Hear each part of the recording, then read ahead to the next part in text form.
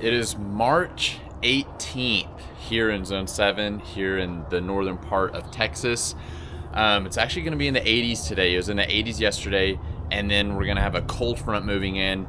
It is going to freeze tomorrow night, but then after that, the next 15-day forecast from the National Weather Service shows very warm temperatures. I think the coldest day after tomorrow is like 68 degrees for the next 15 days.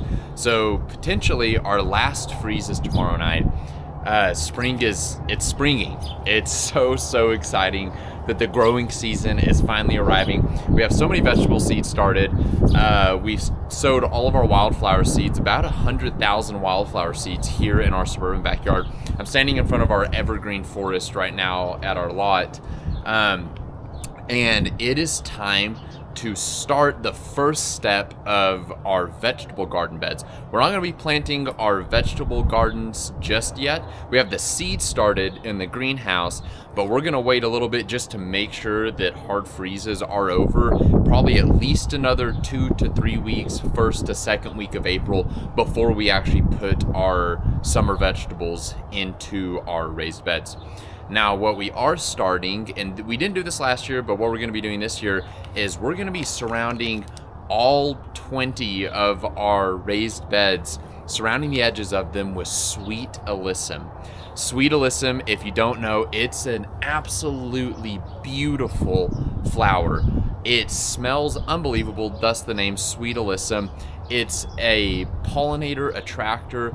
It gives beautiful aesthetics to your garden, really fills in the empty spaces in between your vegetables, is a great companion plant for most vegetables as well. So like I said, what we're going to be doing is the edges of all of our raised beds, we're surrounding them in sweet alyssum seeds now that we are just a few weeks away from our average last frost here in the northern part of Texas. And it looks like after tomorrow night, we could be in the clear for freezing temperatures this season. And these can be sowed about this time. It's okay if they get cold, tomorrow night. That won't hurt them. All of our irrigation set, so we're going to be sowing these on the edges of all of our beds. So let's go ahead and dive right into that. Okay, again, right here we have some strawberry roots starting to emerge. These are our raspberry plants. So right here at the edge of this bed, I'm going to take this bag of bulk sweet alyssum. This is carpet of snow. You can do the royal carpet as well, which is the purple, which we have been doing as well. In here you can also see that we spread out Dutch clover seeds in our lawn, and quite a few of them went into this bed. That's actually perfectly okay. The Dutch clover is a nitrogen fixer. It will not cause any problems in this bed. As a matter of fact, it will only benefit it. So what I'm going to do, super simple, right here on the edge, I'm just going to put my finger in and pull just like this and make a straight line. A lot of worms, ton of worms in here. Wow. Just like that.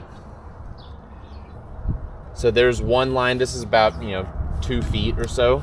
And then I'm just going to sprinkle these carpet of snow alyssum seeds just like that. A little heavy right there, but we can definitely thin these out or let nature thin them out. And that's it. So we made one line here. I'm just going to cover that up just like that, pat it down, and that's it. We're going to get sweet alyssum right here. I'm going to continue to do this all the way down this bed and continue to surround all of our other vegetable beds with sweet alyssum so that we can fill in and attract pollinators so that we can have better yields this season. Here at one of our large raised beds, I'm on the other side of my trellis here. So this trellis will be growing winter squash that will trellis up this. So right here, and right on the other side of this, we have about a 3-inch gap between the wood edging and the trellis.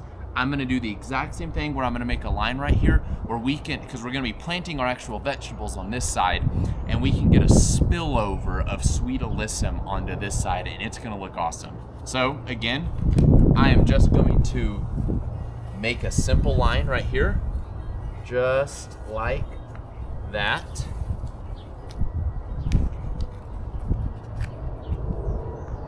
And I'm just gonna take these sweet alyssum seeds and sprinkle them in just like that. And then I'm just gonna go back over with just about a 1/2 inch, 1/4 inch of soil, just spilling it back over those sweet alyssum seeds. And that's it. Now we're just gonna set our irrigation to run 3 times a week, and we're gonna have a lot of sweet alyssum. We're gonna continue to do this on all of our beds. It's gonna look awesome, so definitely tag along as we experiment with spillover of sweet alyssum in our beds. Quick, here in one of our other beds, I need to thin this out, but this is radish. This is just a variety of radishes that we planted, at the beginning of February is when we sowed these seeds. These will continue to grow for about the next 2 months, and we'll get a early harvest off of these. But they're coming in beautifully. This is gonna again be a bed that we're gonna be planting trellising vegetables on, but right here in the front we have the radishes, which is super important to be filling your beds as much as possible. Especially if you have deep beds like we do. Ours are 3 feet deep, and they're filled with super great compost, just super healthy soil. You can just pack those babies full, and especially with the irrigation we have set up, we're just gonna be filling everything up as much as possible, growing as much as possible as we can this year. It's just gonna be awesome. We're super stoked this spring is here.